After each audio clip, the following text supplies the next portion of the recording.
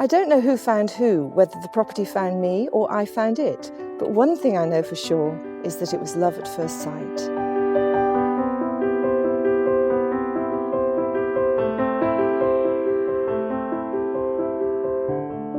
The 6 years I've been here have been an extraordinary experience and a dream come true in terms of fulfilling my equestrian ambitions and creating a very different life in magical surroundings.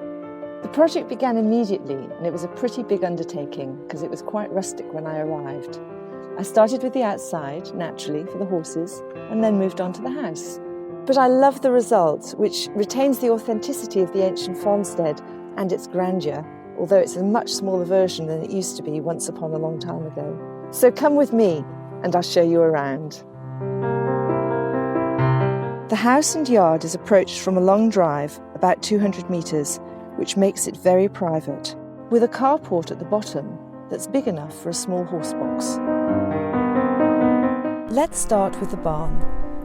This is 15th century and the only listed part of the property. Its listing describes it as the most complete example of a whole house in Wales. It would have been the original dwelling for both people and animals.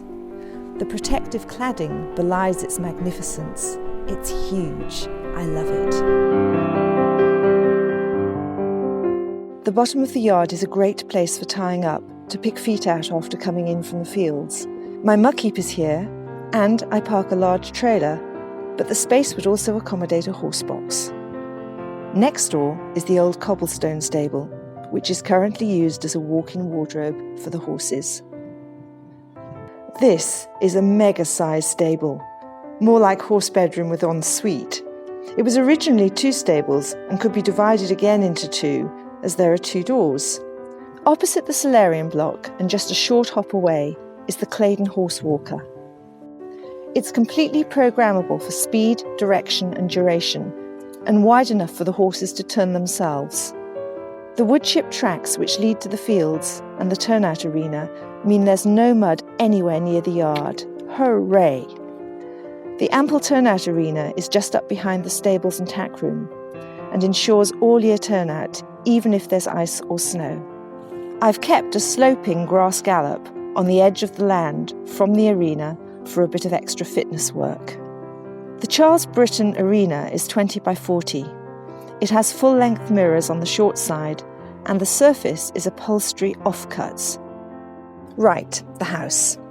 This is a bit of a TARDIS, as you really wouldn't know from the outside what lies within.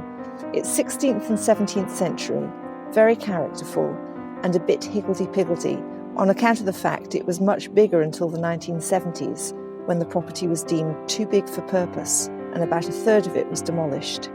I rarely use the front door, so we're going to go in through the yard and enter via the back door, next to the boot room. This is the kitchen. It's in 2 sections. The front kitchen has a Rayburn, which I really wouldn't be without. It's on all year and it gives you that wonderful feeling of ambient heat as soon as you come into the house. The back kitchen is light and it houses the beautiful biomass boiler, which doubles as another cooker. It runs on wood pellets and does the central heating.